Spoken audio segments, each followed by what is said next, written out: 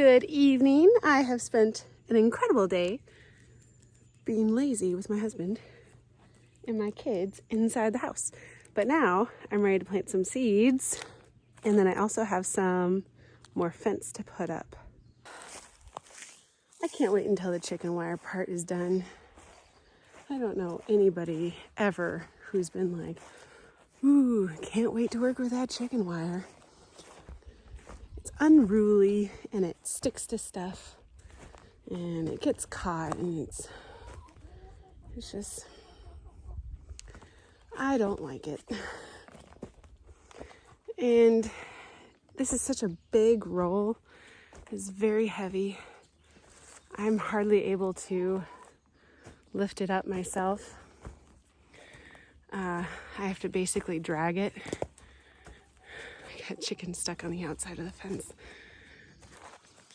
And then everything we got in this area of the woods is thorny. Everything. So we've got Japanese barberry, and there's that, and then there's this vine that's thorny, and then that's a real thick vine, and then there's wild roses, and then there's also autumn olive, which at this time of year has thorns. It's all thorns. So I've got my gloves. Thank goodness for that. My husband told me that I should wear gloves too, and I'm thankful. Okay, so I've got to go all the way up here, and I don't know if you can see, there's like a brighter area up there. That's a clearing up there. That's where the food forest is. Oh, something else I wanted to tell you. So this is entirely not the reason why we're putting the chickens up here, but it is an added benefit and adding into that permaculture idea, right?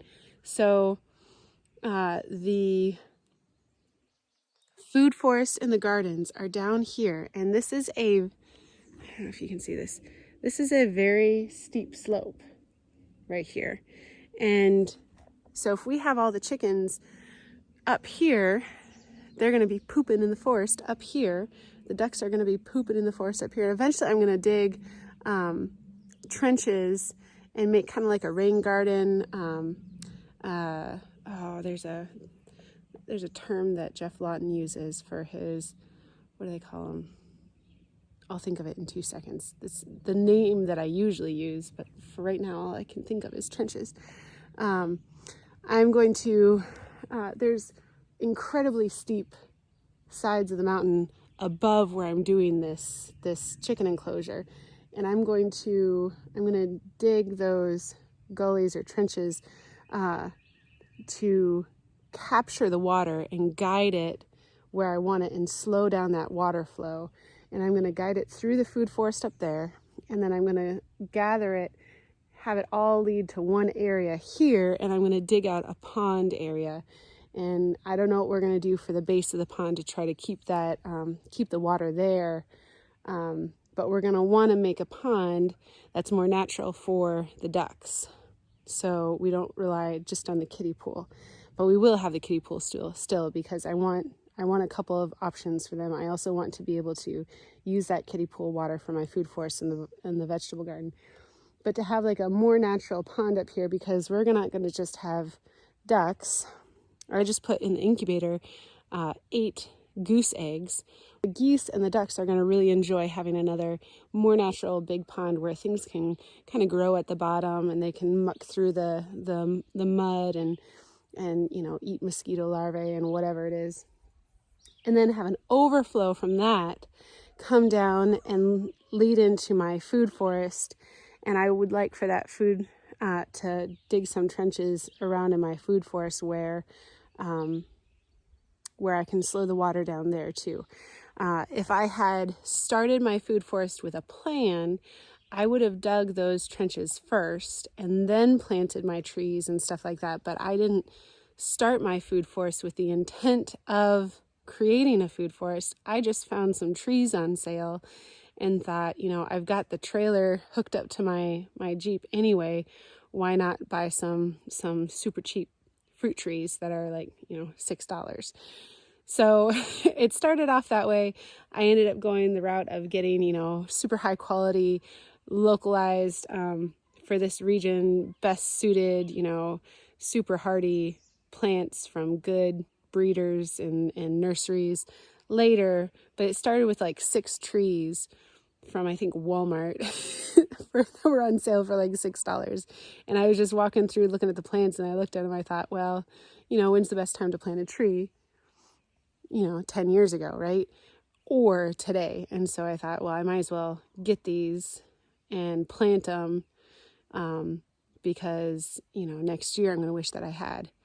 And it turns out that I would have wished that for sure. I'm really glad that I got those when I did, because it started the food forest. It was that pebble in the pond, started the ripple effect, and now we have a food forest. And it's my favorite part. It's my favorite part of the garden now. So I'm really glad that happened. So anyway, so that's the idea. What I eventually want to get to, we're going to have a rain garden, a pond, 2 paddocks where we can have the goats come back and forth and open it up when we want to, and let the chickens go in and out as well. And then have a natural pond and have everything water naturally, and just get the ground drenched naturally. Slow down that water, store as much energy as we can on the piece of land that we have. But anyway, with that water, the rain, with the chickens being on this mountain, that's what I was saying. With the chickens being on this mountain, their good manure that they're dropping is going to get washed down and go straight into the gardens and into the food forest. In theory, it's better than not having them here. It's better than having the garden above them and having the chickens down below.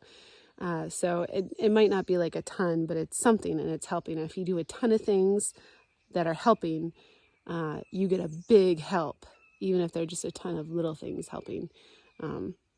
It all adds up. So anyway, enough stalling. I guess I gotta start working with the fence now. Okay, so here we go. It's not going to get done until I do it. I am excited though.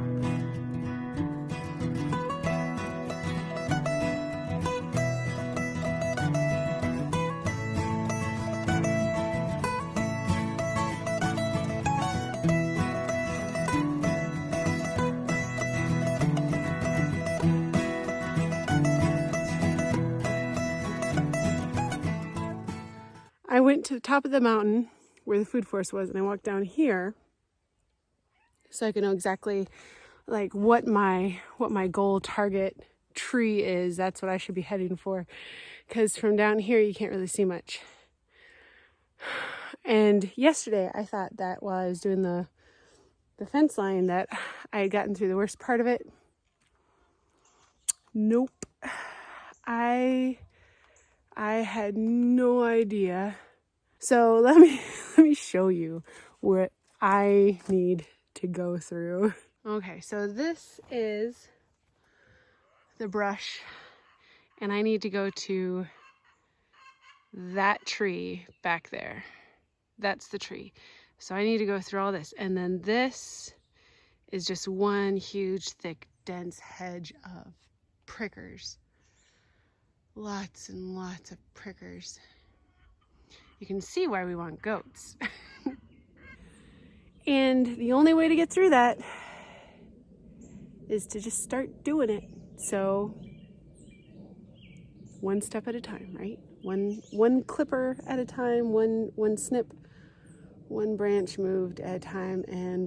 But I see my goal tree. That's the corner of the food forest. That's where I'm going. And I might not even put up the fence yet, just like clear a path, because I just need to get it done. The fence part is the easy part. Cutting down the brush, that's the hard part.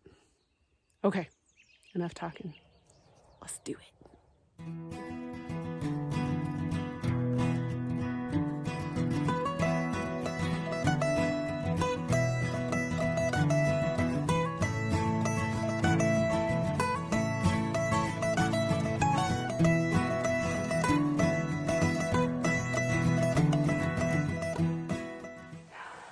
I need more rebar, which is not surprising. I'm gonna go get it and I will be back and I will be putting up this fence up that. Do you see that trail? Do you see that trail going straight up there? I just want to point that out because yesterday that was not a trail. That was like thick underbrush. That was like jungle. That was like thorns and you know, what Prince Philip, you know, going after Aurora after the queen throws in those thorn bushes everywhere. That's what I did yesterday. I'm gonna give myself some credit. Back out and at it again today. Yesterday, I pushed the wrong button on my phone and I didn't get the footage that I wanted of clearing out the rest of the path, but I got the rest of the path made, and if you can see behind me, we're going all the way up to the food forest. Now I didn't get the fence all the way up there. There's still 20-25 feet maybe that needs to be fenced off up there, but I'm not doing that right now. Right now what I'm going to do is I'm going to work on the lower portion.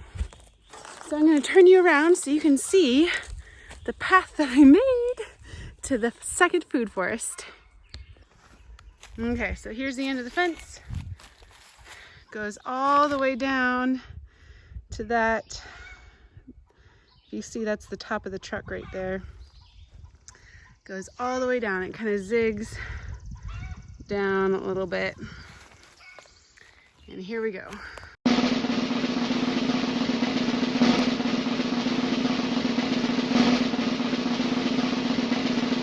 It's gonna connect to the food forest. And I haven't shown you guys in a while, but the second food forest, look at all this sun it's getting. I'm so excited. There's a lot of leaves and growth on all these trees. It's very exciting. Okay, so the fence is going to come out that clearing right there and is going to attach to this fence. And then here is the edge of the fence. That's not where it's going to stay. I just wanted to see how far it went out. There's the corner of it coming up from the lavender garden. So this is going to come around and it's going to basically go along this line all the way to the corner there, which connects to the fence that goes all the way down to the chicken coop. This already has a fence going down it. And so really all I need to do is connect the bottom part down there. And so I cut that fence last night, and oh my goodness, that was honestly the hardest part of the whole night because that fence roll was so heavy. Oh my goodness. It is cattle fencing, and it was a big, giant roll of it. And I had to roll it, well, I had to maneuver it so that it was positioned in such a way that I could roll it uphill, which meant I had to lift it quite a lot. And then I had to roll it uphill, and that whole clearing of the whole forest area was nothing compared the amount of sweat that 20 minutes of rolling this wire gave me. But to give you an idea of how heavy this is, there it is right there. That's after I unrolled the whole length of what I need here. To give you an idea, is my father-in-law, who's an incredibly strong person. I mean, I've seen him lift like an entire tree out of the road when it was blocking the area. That's where my husband gets it from. My husband is so strong. It's ridiculous. I mean, you know, from Princess Bride, he is the brute squad. Anyway, so he used the tractor to move this roll and push it around. So, I mean, it's really heavy. So I was tired after that. But I got the length of fence that I need measured out, and I'm going to basically, let me show you. So other than that top part that I need to put the fencing across, I need to connect this post right here. These are superfluous. I don't need these. I'm going to take those out. I need to connect this fence post and make the fence go along the line here. Okay, so I got to get these fence posts out, these rebar posts, and I got to put them around the edge of the forest here, and then I'm going to connect this fence that I cut last night so that I can move. I don't want to. I don't want to. Oh, so I can move that roll up the mountain and use it up there. You know, if I just do it, then it's done and I don't have to worry about it anymore. So quit my complaining and just do it, and then be really, really grateful for when it's done.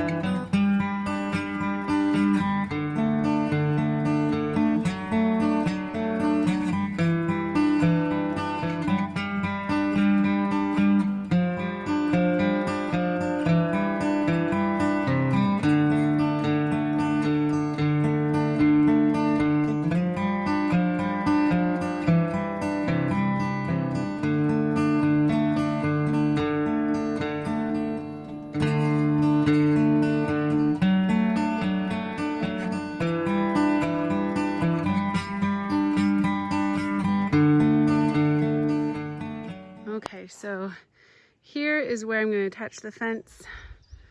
There's some rolled up there. I'm thinking about taking this door and this section and just moving it forward and putting it right here, as well as having the gate right there, you know, just to make it convenient if you want to. And then it goes all the way around.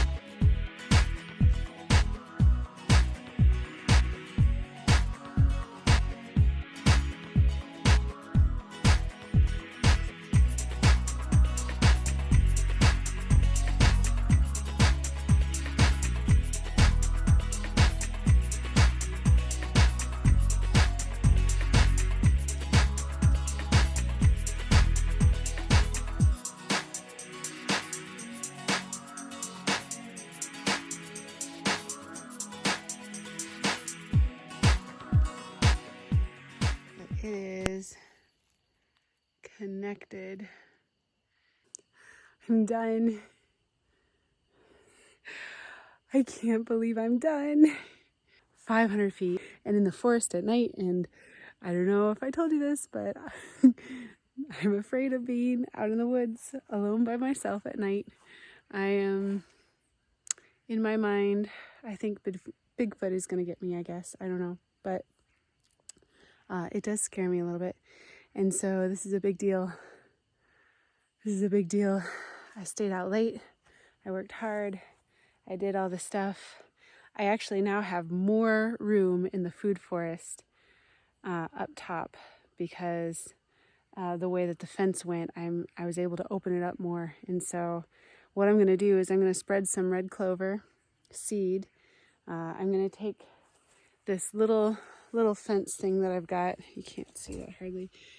Here you go. I've got a little fence thing that I'm going to bring down to where my chicken coop is, because I have one little section, like a 3-foot section, that needs something, and this will more than do. But then I am done. Tomorrow I'm going to put the gates in, and the next day when we open up the chickens, we will have them enclosed. They won't be able to get out. Tomorrow is their last day, completely free range. Although having 500 feet of fence wrapping around a mountainside kind of feels like free range to me still, as far as what I can call my chickens. But oh my goodness, I am so excited. And so is the whippoorwill, apparently. I had exactly the right amount of posts to go into the ground. I used all my T-posts, all my rebar, every single one.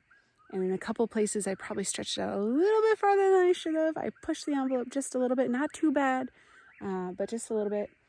And but I had exactly the right amount. And then when I got down to the in the woods there, when I was connecting the fences, the two pieces fit like right next to each other. I mean, like there was maybe 6 inches of give and leeway for me to be able to bend that wire around itself so that it secured itself. So it was exactly the right amount of fencing that I needed, although I do have more fencing, but I would have had to go down.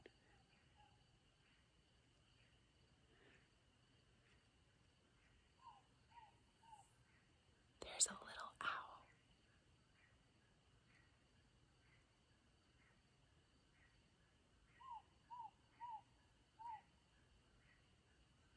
I can see it. I wish you could too. It's up in the branch right there. Oh, it's so tiny. It's like this big.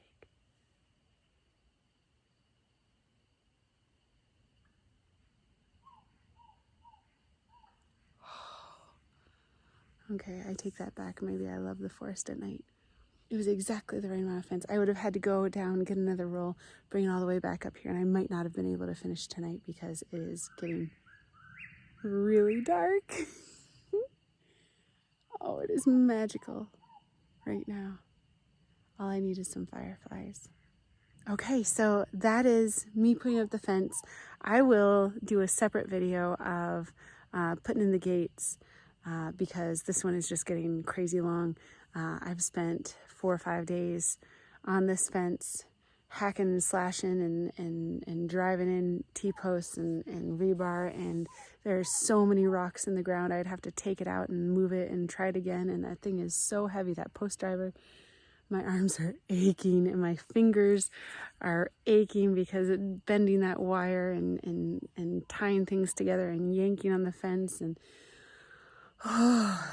but at the very beginning, what I said was, it kind of sucks to do it, but once it's done, it's done. And now I don't have to do it anymore. It's done. It's in the past. Hard work is done. Now I just get to reap the benefits of getting those gates in, and then I can plant my potatoes in 2 days. I can plant my potatoes. I can plant my pumpkins. I'm so excited. And I'm gonna go home right now. Inside the house, there are 10 brand new baby chicks that just hatched today. And we've got maybe like 4 or 5 that are on the process of hatching, and then a few that don't look like they're doing a whole lot, but you know, maybe tomorrow they'll hatch, or maybe the next day. I'll leave them in there for a couple of days just to make sure. But I'm going to be able to put the guinea eggs in tonight because enough chicks have hatched that I have enough open spaces, and I lined it up so that the goose egg is in there. The geese eggs are in there now, so that I can, when I put the guinea eggs in, the geese and the guineas are going to hatch at the same time. And so also in a few days, I'll be able to put the quail eggs in too. And by that time, all the chicken eggs will be out of there.